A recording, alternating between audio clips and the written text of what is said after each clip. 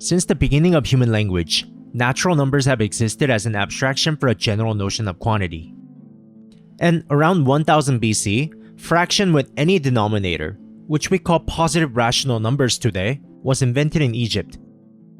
And around 3rd century, the positional system was invented in India, as opposed to representing different values with different symbols. And along came the number 0. Around similar time period, China invented their own version of positional system, but instead of 0 for a placeholder, they just left it blank. But they invented negative numbers. Red represents positive and black represents negative, which is the opposite of how we use the word red and black in modern finance today. And in 12th century India, the idea of negative numbers really matured, as they started thinking about them as sliding left on the number line. Though, in our education system, we learn the development in slightly different order. After natural numbers, we learn about whole numbers, which is the natural numbers with 0. And in many branches of higher mathematics, we call this system with 0 the natural numbers. Then we learn about the integers, which includes all the negative counting numbers. Then we learn about the rational numbers, which allow division of any two numbers except by 0. Then next, we learn about the real numbers. Since the ancient times, many different civilizations knew about square roots and pi as quantities that arose from geometry, but the real numbers as we know today, which is the completion of the rational number, which roughly means to fill up all the holes so that your space becomes continuous, was really only understood by mid-1800s. And those holes are called irrational numbers. Then we learn about the complex numbers, which is the algebraic closure of the reals, which means every polynomial equations will have a solution within the complex numbers. And that is called the fundamental theorem of algebra, and it tells us that there's no need to look for a 3 or 4-dimensional number system in order to solve higher polynomial equations. And this is the number system as we know after completing high school education. So what comes after? In this video, we will look at how new number systems were invented to solve the mathematics' greatest challenge, Fermat's last theorem.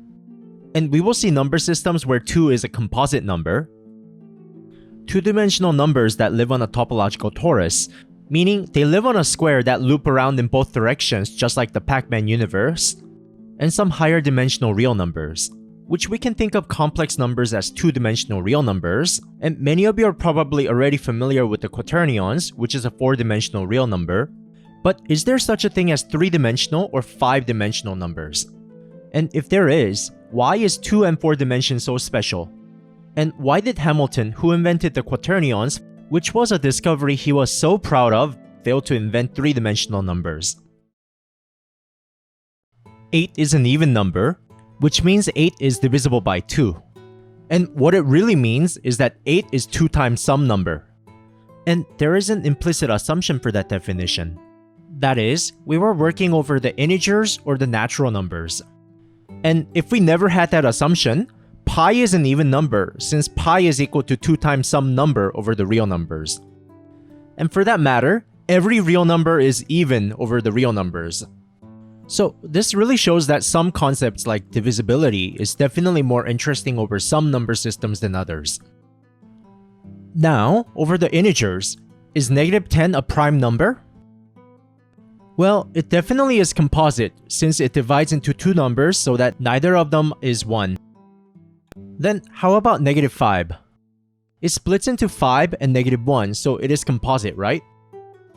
Well, the thing about -1 is, you can keep dividing by it forever, so we need to exclude it. So over the integers, there are 2 numbers that are excluded from being either prime nor composite, and we call them the units. And since -5 divides into 2 numbers where either number has to be a unit, -5 is a prime number. And since plus and -5 are unit multiples of each other, they really are different versions of the same number, and we say they are associates of each other. Over the integers, every number is associated with its negative, and one is prime if the other one is. So the notion of prime numbers over integer is not very different compared to the natural numbers. Then how about rational numbers? Well, over the rational numbers, every number except for 0 is a unit, since no matter what non-zero number you choose, you can keep on dividing by it forever. So there is no prime nor composites, just units and zero. And same story holds for real and complex numbers. So in some sense, arithmetic over the integers is a lot more interesting because division is not guaranteed. So we literally have a subject dedicated to the arithmetic of integers, which we call number theory. And without exposure to higher mathematics, someone could think it is a very easy subject since it is about integers. But to counter that point, let's take a look at this example. What are all the positive real number solutions to the Pythagorean equation? Well, it should be pretty obvious that z is equal to square root of x squared plus y squared. And with x and y as parameters, this gives the complete list of all possible solutions. But what if we are looking for all the positive integer solutions? That is, we are looking for all the Pythagorean triples like 3, 4, 5. And here is the list of first 21 primitive triples. And primitive triple means it isn't a multiple of another triple. So for example, 6, 8, 10 or 9, 12, 15 are non-primitive since they are just multiples of the triple 3, 4, 5. And these primitive triples can be generated with two integer parameter n and m, such that n is greater than m, and they are relatively prime. And they cannot be both even or both odd at the same time. Then each of the primitive Pythagorean triple can be written by this formula involving n and m. And if we want all the non-primitive solutions as well, then we can throw in another positive integer parameter k to multiply to our primitive solution. And these three parameters, k, m, n, gives a complete list of all possible Pythagorean triples without repeats, other than the possibility of swapping a and b, which are solutions as well. And we call this the Euclid's formula for Pythagorean triple. The proof of this claim is highly non-trivial and is more appropriate for another full-length video. But since there already is a beautiful work by 3 Blue 1 Brown on this problem, I will leave the link in the description below. But the point I was trying to make here was how much more difficult finding integer solutions were compared to real solutions. So number theory is rather a difficult subject, and it is home to some of the hardest problems in mathematics. The first three on this list are solved, and they are iconic since the techniques involved in solving them are so monumental that new fields of mathematics have been invented, and many unrelated branches of mathematics have been connected in order to tackle these problems. And the last four are still unsolved, and there are ones on the list that are still unsolved for almost 300 years. One of the new techniques to solve these problems in number theory is to invent new number systems. And before we do that, we want to come up with a way to classify ones we already have. So we will first start with the ring, which is a number system where you can add, subtract, and multiply any two numbers, like the integers, rationals, reals, and the complex numbers. And the rings where we can divide any two numbers except by 0 are called fields. So with this definition that we have so far, are the set of all even integers a ring? Since we can add and subtract any two even and we still get an even, and we can multiply any two even and we still get an even. Well, for a number system to be considered useful, it needs to contain 1, so we will require a ring to have multiplicative identity. But we can have a slightly weaker structure that does not require 1. And it is called a rung since it is a ring without an identity. And I kid you not, that is actually what mathematicians call it. And rung is a structure that is made to generalize concepts like multiples of 2 or multiples of 3 and so on. And of course, every ring is a rung. So how about non-negative integers, or the naturals that start with 0?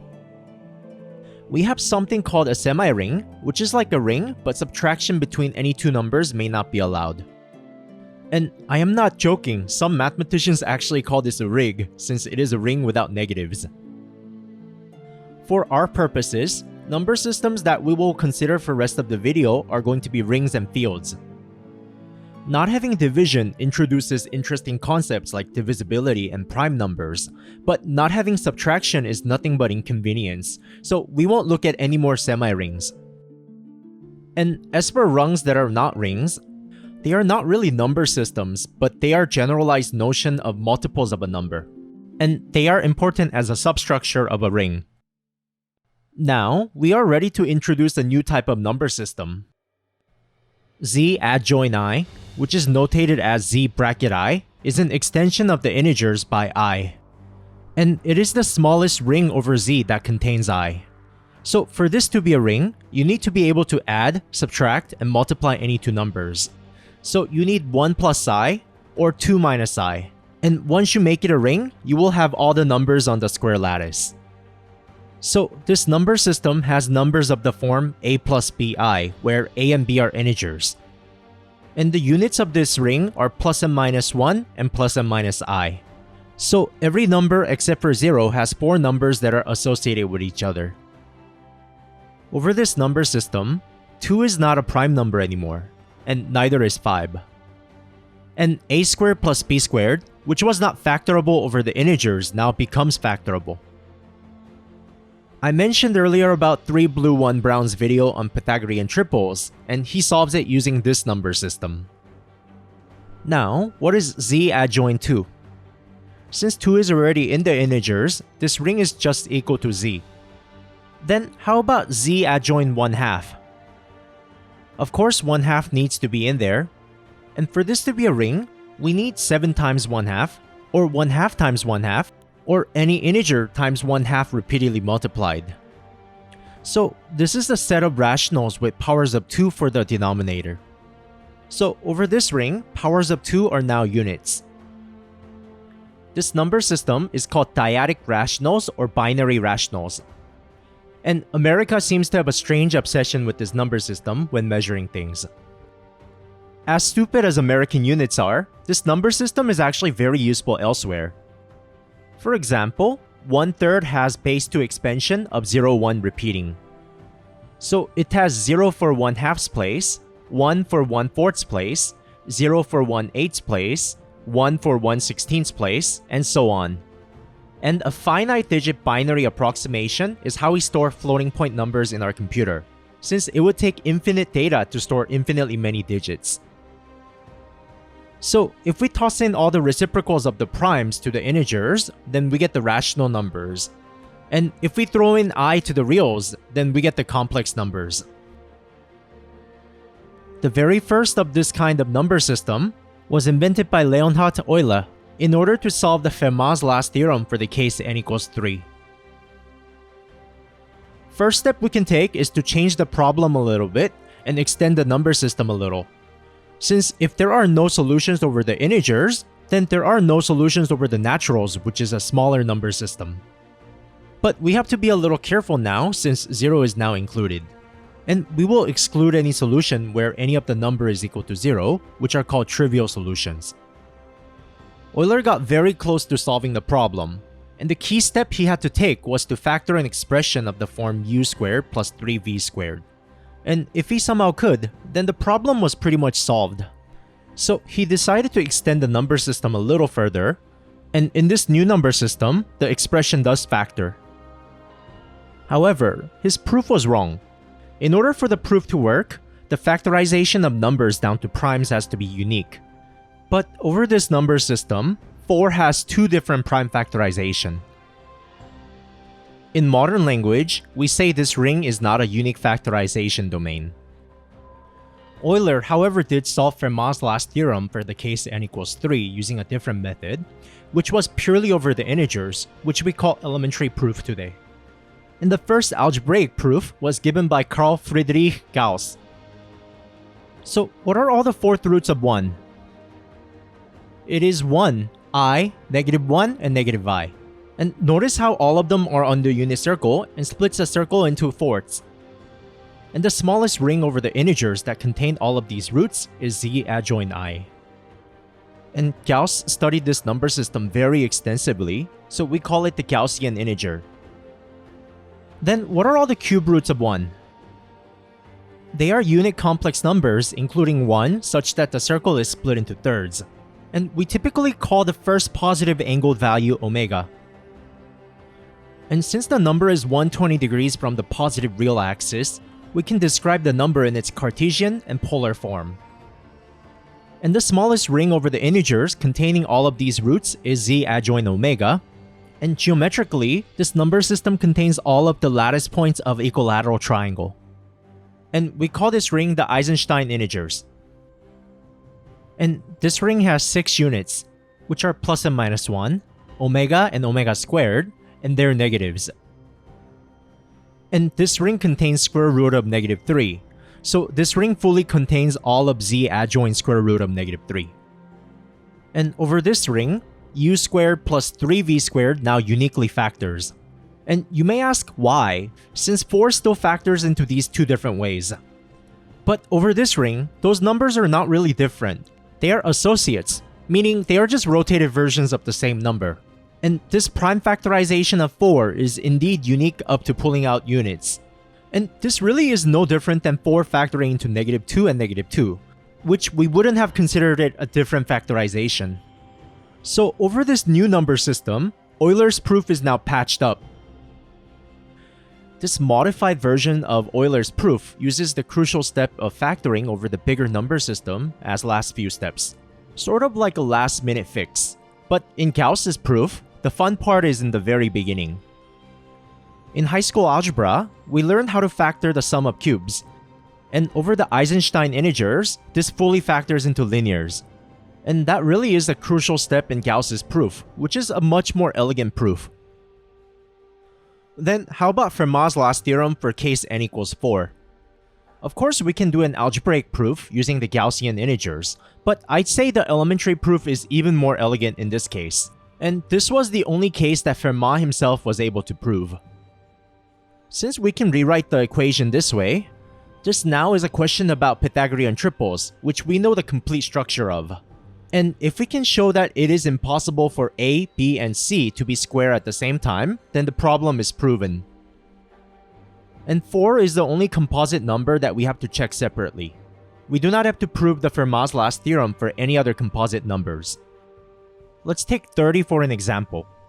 Then we can pull out 3 from 30, and this now is a question about whether Fermat's last theorem holds for 3. So we really only have to check Fermat's last theorem for primes only except for 4. And the very next one we want to look at is case n equals 5. And this can be approached almost the same way as 3. The first fifth root of 1 that is not 1 is called the principal fifth root of unity, written as zeta 5. And the smallest ring that contains all of the roots is z adjoint zeta 5. And we call this ring the cyclotomic integers, which is truly an appropriate name since it means circle splitting. And the Gaussian integers and the Eisenstein integers are just specific examples of cyclotomic integers. And over this new number system, the sum of fifth powers factor into linear factors, and the proof from here is more or less same as the third power. And we can use the same technique for 7, 11, 13, 17, and 19 as well. But we get stuck at 23 since the cyclotomic integers for 23 is not a unique factorization domain. Then Ernst Kumma, who was the guy who solved it for all the numbers up to 23, comes up with a truly remarkable technique to solve for 23 as well. He notices that this number system is integrally closed, and I will skip the explanation of what that means for another video. But if that happens to be the case, then you can technically uniquely factor into primes. And let's see what that means in the easier non-UFD that is integrally closed. Over this number system, 6 has 2 different factorizations into primes. Kumma thought, are they really primes if the factorization isn't unique? So Kumma changes the definition of what a prime number is, and that is when the factorization is unique. And instead, we would call 2, 3, and 1 plus and minus square root of negative 5 irreducible numbers in modern language. Irreducible meaning they can't factor any further, but they may or may not be prime. Then Kumma invents these new kinds of imaginary numbers called ideal prime numbers, which he called ideal since it would be nice if they actually existed. And over these integrally closed non-UFDs, every number will at least factor into these ideal primes. These new kinds of numbers are somewhat similar to p-adic numbers, which I will talk about in another video. But we actually don't use Kumma's definition today. Instead, we use an equivalent but much easier formalism invented by Dedekind, which does not involve imaginary numbers. So, to explain what that new definition of ideal is, over the integers, the ideal generated by 2, written as 2 with parentheses around it, is simply all the multiples of 2. And the multiples of negative 2 really is the same set as multiples of 2. Then, the ideal generated by 2 and 10 is simply all the integer linear combinations of 2 and 10. And this really is no different than evens, since 10 is divisible by 2 anyway. Then, how about ideal generated by 2 and 3? Since 3 minus 2 is equal to 1, this set does contain 1. And in fact, you can hit every integer as a linear combination of 2 and 3. Now, we can define the product of ideals to be the smallest rung inside the ring, which we call subrung, that contains all the product of each ideal. So we need this rung to contain 2 times 3, and 4 times negative 3, and 2 times negative 30. And the smallest rung that contains all of these products is precisely the multiple of 6. So this ideal business redefines factorization of numbers into primes into factorizations of ideals into prime ideals. And integers is a very nice kind of ring, so factoring numbers and factoring ideals is exactly the same. But it is definitely more interesting over a non-UFD. For example, multiples of 2 is not a prime ideal, since there is a bigger ideal that contains all the multiples of 2. This is analogous to thinking about how multiples of 4 is a subset of multiples of 2 over the integers. So multiples of 4 is not a prime ideal. And multiples of 4 can factor into 2 copies of multiples of 2.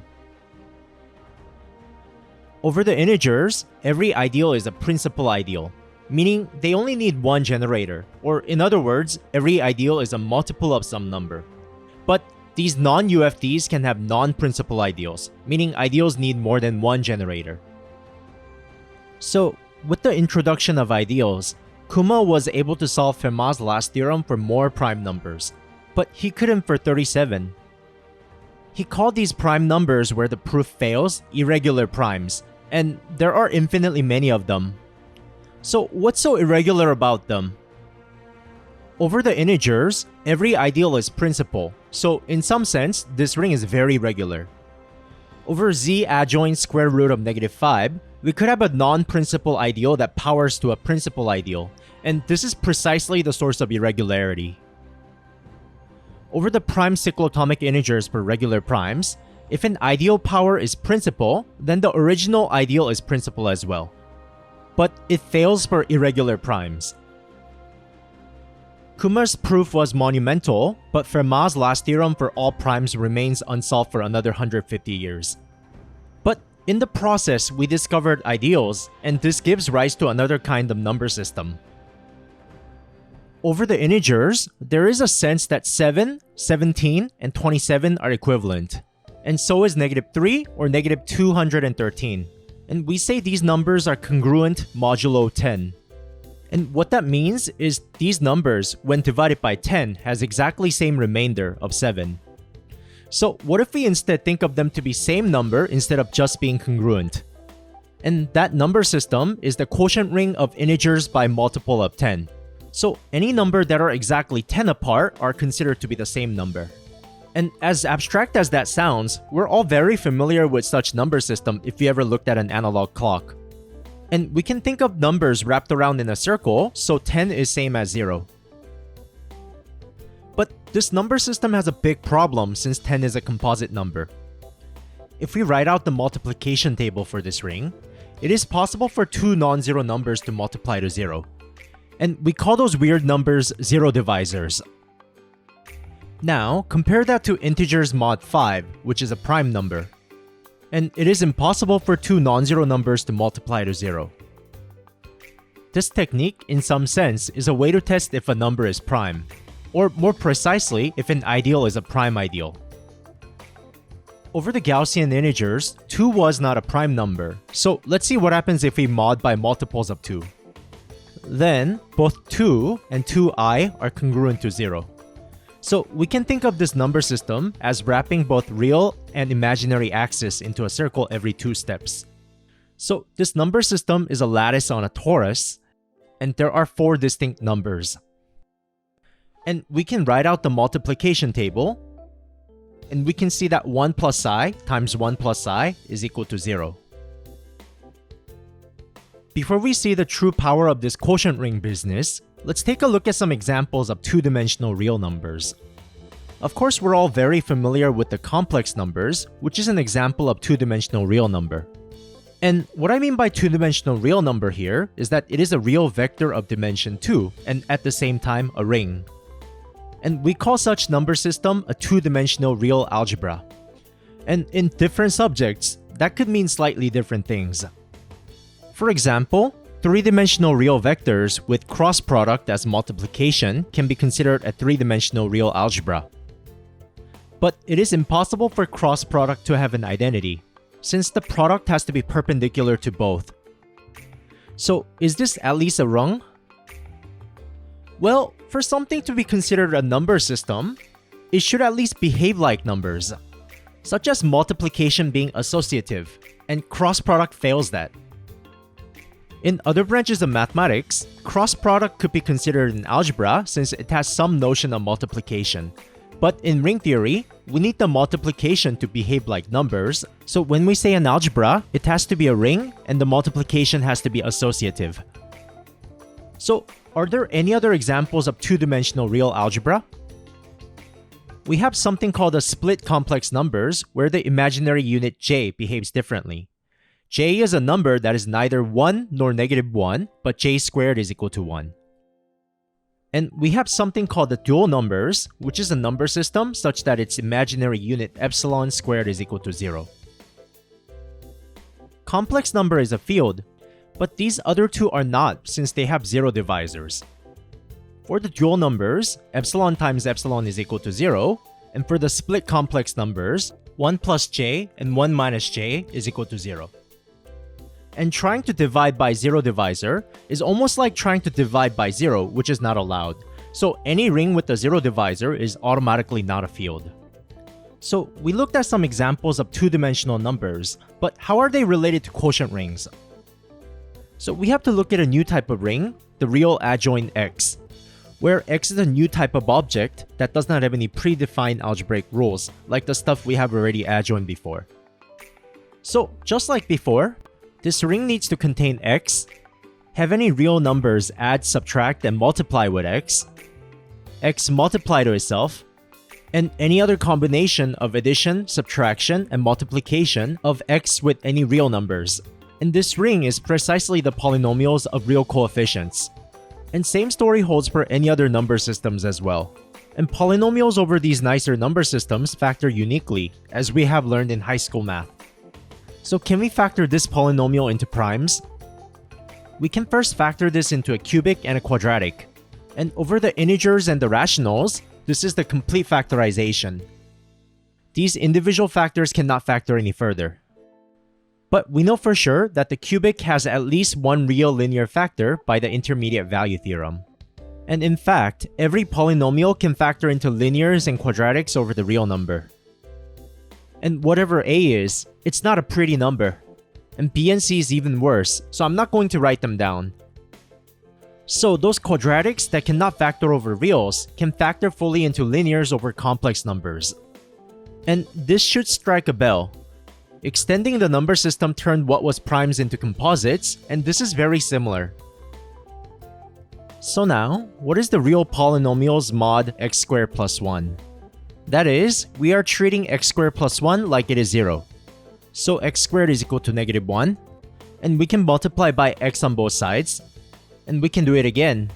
And we can see that x behaves exactly like I. So this quotient ring and the complex numbers are pretty much the same algebraically, and we would call them isomorphic. And what that formally means is that in both rings, addition works exactly the same way, and the multiplication as well. And the function between two rings that define this correspondence is called an isomorphism. Now, what about this one? It definitely looks a lot more complicated. So to see what this ring is about, we can set the polynomial equal to 0, then complete the square. Then we can see that x behaves exactly like -1 plus square root of -3. So this ring is same as the reals adjoint -1 plus square root of -3. And throwing in this number is no different than throwing in I to the reals, so it is isomorphic to the complex numbers. And once we solve the mapping for I, we can see exactly what gets mapped to I. Just like this, whenever we quotient by a prime quadratic polynomial, we get the complex numbers. And there are two more cases that we can discriminate, where the polynomial has repeated real roots, which is isomorphic to the dual numbers, and two distinct real roots, which is the split complex numbers. And notice how whenever we took a quotient by a composite polynomial, that we got a ring with zero divisors. And this is the complete classification of two-dimensional real algebras, meaning any two-dimensional real algebra has to be isomorphic to one of these. Then how about the direct product of two real numbers? And that is an order pair of reals so that addition and multiplication is entry-wise. So the order pair 1, 1 is the identity, since if we multiply any other vector, we would get the exact same vector back. And it has two independent vectors that multiply to the zero vector. And that tells us that this ring is probably isomorphic to the split complex numbers. And to see the explicit isomorphism, we just need to define where each basis vector goes. And every other vector is just a linear combination, so the vector 1, 1 would get mapped to 1 as expected. And in fact, the very reason this two-dimensional number is called split complex numbers is that it can be split into two copies of real numbers. Now, let's look at three-dimensional numbers. And every three-dimensional real algebra can be made the same way. So a degree 3 real polynomial either has 3 repeated roots, 2 repeated roots with 1 distinct root, 3 distinct roots, or 1 real root with the prime quadratic factor. And these 4 types of polynomials completely classify three-dimensional real algebras. And notice how every single one of these factor. So none of these will be a field. And that's why Hamilton could not invent three-dimensional number that behaves like two-dimensional complex number. Now, the first one, it is a three-dimensional number with 1, x, and x squared as its basis. And we don't need any higher degree terms since x cubed is equal to 0. This number system is like three-dimensional analog of dual numbers, and we call x a nilpotent number of index 3. Now, if we were to rewrite this using I and j like Hamilton would have, then I squared would be equal to j squared is x to the fourth, so it's equal to 0, and I and j commutes, and I times j is equal to 0 since it is x cubed. This is a very uninteresting number system since too many things multiply to 0. But other ones on the list are definitely more exciting, so I will leave it to you to explore them. Now, since those other polynomials do split, they can be written as a split copy of other rings that we have seen before, just like the split complex numbers. But I won't show you an explicit isomorphism yet, but they can be constructed using Chinese remainder theorem, which will be covered in detail in another video. It should be obvious by now that it's impossible to construct a higher dimensional field using this method. There are only two types of prime polynomials over reals, which are linear and quadratic, and if we take a quotient by a linear, then this is no different than adjoining 2 since x is equal to 2, and this is just real numbers. And if we do it for prime quadratic polynomial, then it's just complex numbers as we saw before. So in order to make a higher dimensional field, we need to do something completely different. And Hamilton invented quaternions, which we use bold H after his name, and it is a 4-dimensional real algebra that's a field, which was the terminology used during his days. And we actually wouldn't call it a field anymore in modern language. You can divide any two quaternions except by 0, or equivalently, every number has an inverse.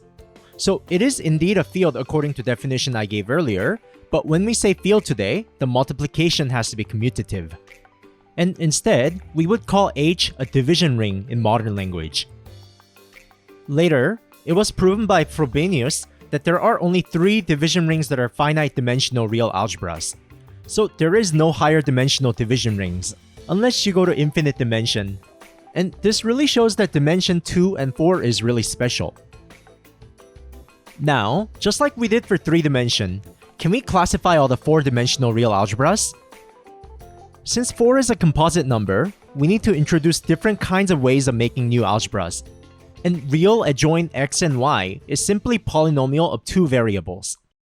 Now, what does this angled bracket mean? It is similar to adjoining x and y, but x and y don't commute anymore. So we can have a very interesting polynomials that can't simplify by swapping x and y. And formally, it's called a free algebra of 2 indeterminates. And when we distribute 2 binomials, we can't add the 2 middle terms. And if we quotient by the commutator relation, meaning if we want to let xy equal yx, then we just get the regular polynomial ring. So what are all the 4-dimensional real algebras? I just wrote out first 10 commutative real algebras that came to my mind, and this isn't a complete list. And as for quaternions, it can be written as a quotient, with first a relation for squaring inj equaling -1, and the third relation is for the anti-commutativity of inj. And of course we can make something similar, and this one is called the dual quaternions, and this one is called split quaternions. And 4 being a square number, you also have 2x2 real matrices. And this definitely is not a comprehensive list, as I know several that are not on the list. I actually searched modern literature for the complete classification, but I failed to find any. And it really shows how complicated the structure can be. So what if we look at simpler types of algebras? It seems like the classification gets really ugly because of nilpotents, so what if we only look at real algebras without them? It was proven by Weierstrass and Dedekind that every finite-dimensional commutative real algebras without nilpotent is isomorphic to some copies of R and some copies of C. And Dedekind's name will show up again and again, since he's the guy who invented the very notion of rings. And later, Wedderburn and Artin generalized it to work for non-commutative algebras as well. And any finite-dimensional real algebra without nilpotent is copies of R, C, and H. What they actually proved is actually something much greater, but this is just a small consequence of their big Wedderburn-Artin theorem. So there are only 4 different algebras for dimension 4, and 4 different for dimension 5.